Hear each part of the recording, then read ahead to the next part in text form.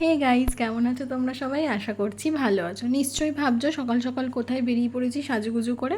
তো গেছিলাম আমরা সবাই মিলে দক্ষিণেশ্বর, তাও আমার জন্মদিনের দিন, মানে পয়লা বৈশাখের আগের দিন, আর ফুল ফ্যামিলি মিলে। এই যেখানে এখানে আমার দেওর বসেছিল, আমি বললাম একটু তোর থোবড়াটা দেখা, তো এখানে যে দাঁত বের করে সে তার থোবড়া দেখালো। আর এইদিকে আমার ননদ আর আমার বর বাইরেই দেখছিল, দেখো দুজনে একসাথেই তাকিয়েছে, একসাথেই হেসেছে, মানে এত মিল। আর এই যে এখানে আমার শাশুড়ি মা, আমার জেঠি শাশুড়ি বসেছিলেন, আর হচ্ছে সামনে আমার শ্বশুরমশাই, মানে সবাই, মা বাবা জেম্মা, মানে সবাই মিলেই আমরা গেছিলাম দক্ষিণেশ্বর। মানে হঠাৎই প্ল্যান হয়েছে যে এবারে দক্ষিণেশ্বর বেলুড়ে আমি আমার জন্মদিন কাটাবো, আর যেমন ভাবনা তেমন কাজ, সবাই মিলে বেরিয়ে পড়েছিলাম সকাল সকাল। তো এই যে এখানে আমরা যাচ্ছিলাম, আর খুব ভাল লাগছিলো, কারণ আমার বিয়ের পর প্রথম আমরা একসাথে কোথাও যাচ্ছিলাম।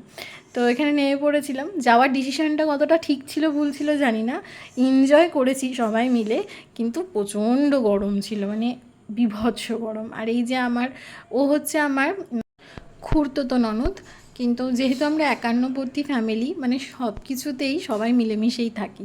তো যাই হোক, এই যে এখানে যাচ্ছিলাম আমরা সবাই, কিন্তু সকাল থেকেই মেঘলা ছিল বলে ওয়েদার প্রচণ্ড গরম লাগছিল।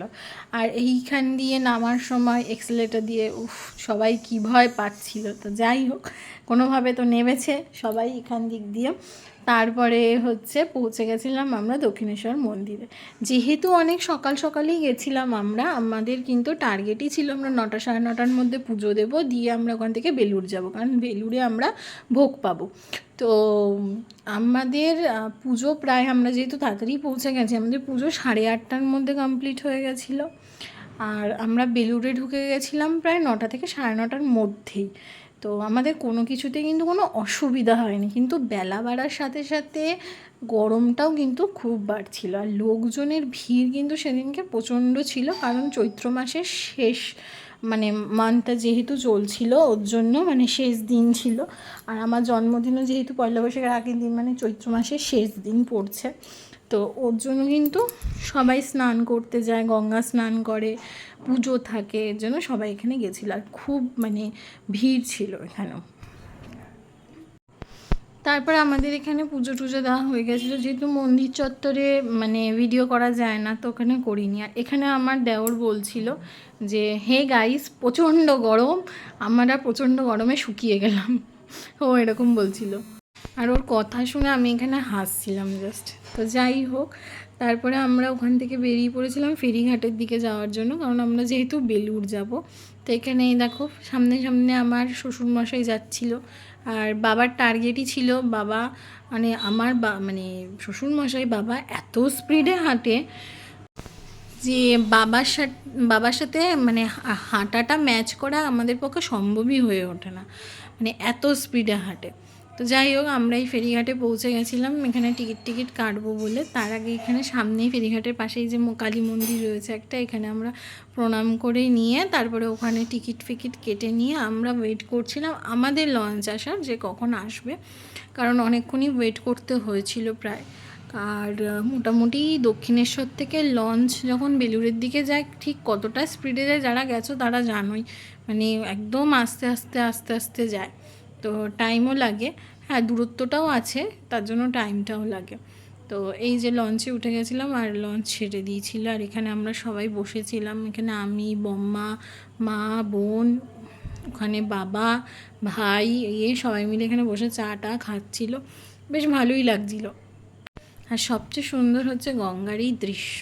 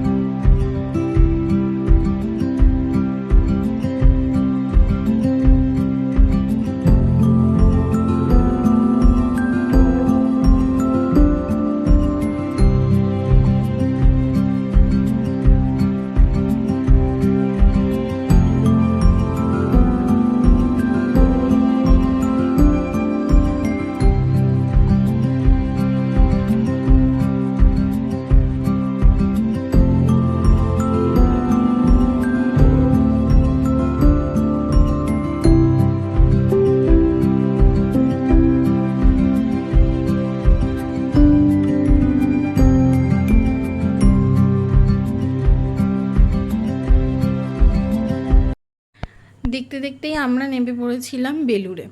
আর বেলুড়ে ঢুকে একটা অন্যরকম মানে ফিলিংস, এত পরিষ্কার, এত সুন্দর লাগে বেলুড়ে, আমার খুব ভালো লাগে যেতে।